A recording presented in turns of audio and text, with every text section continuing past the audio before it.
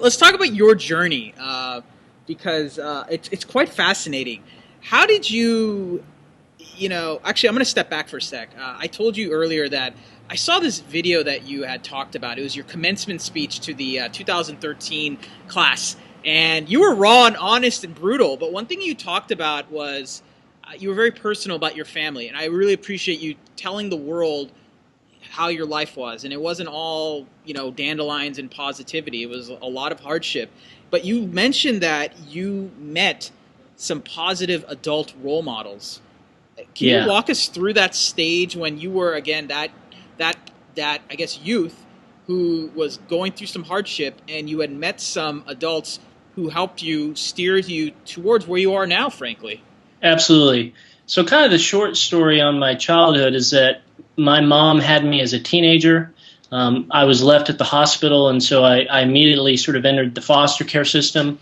Some of these homes were great. Some of them weren't great. Some of these homes I was abused, I was raped, I was suicidal, I was depressed, I was, just a laundry list of terrible things. And so that's sort of the doom and gloom of it. But the upside of it is that, I just had these few committed, relentless adults that were refusing to give up on me.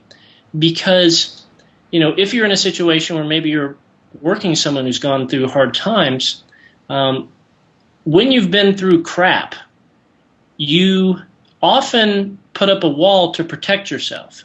Yeah. Now, the good news is that wall keeps out the bad guys. The bad news is that wall keeps out the good guys. And so that's what I was doing as a kid, is that, yes, I was protecting myself from adults and other people that didn't have my best interest at heart. But also, unknowingly in that moment, I was shutting out those influences who had pure motives, who genuinely wanted to help me, and who had my best interest at heart. And so, for me, it was a teacher in school who reached out to me. I was very depressed as a kid, and so I became a class clown as a way to get attention. And 9 out of 10 teachers were understandably annoyed by this. She didn't see the annoyance. She saw this as a gift that was undeveloped. And she said to me, I'll make you a deal. If you shut up during class, I'll let you talk the last 5 minutes of class. You can get up there, have the floor, do whatever you want. And then she said this, I'll never forget it. She said, I don't think you're a class clown. I believe you're a communicator. You're a leader. When your friends are laughing, you have their attention. But let me tell you something, Josh. When you have someone's attention, you have an obligation to do something meaningful with that. And so that was kind of a moment where it was like, oh man, it's so easy when we have individuals like me in your life, like I was when I was a kid, to just see the annoyance, to just see the frustration, to just see that. But the truth is, oftentimes what eventually becomes our greatest asset first presents itself as a pain in the asset. And so,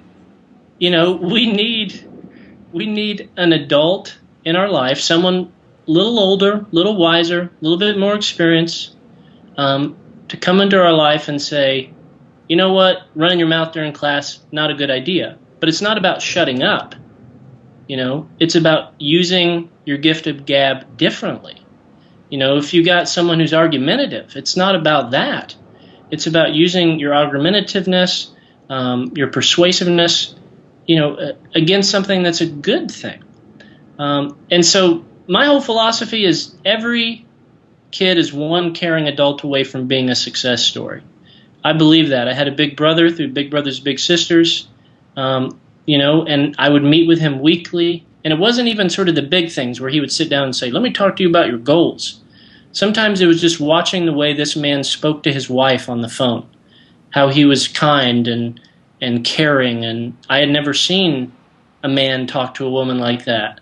And I never even told him, but I remember in that moment going, that's how I need to treat people. That's what I need to do. And so, that's what's great about these dream boards and this sort of thing is that when you know the sort of person you want to be and the sort of things you want to do, you begin to go, these individuals aren't doing that sort of stuff. And so I don't need that influence in my life. But these sort of individuals, I need to surround myself with them. And yes, they're intimidating to me. And I'm not as smart as them, and I'm not as mature as them, and I don't have my stuff together as much as them. But the truth is, what's bad for your ego is good for your character.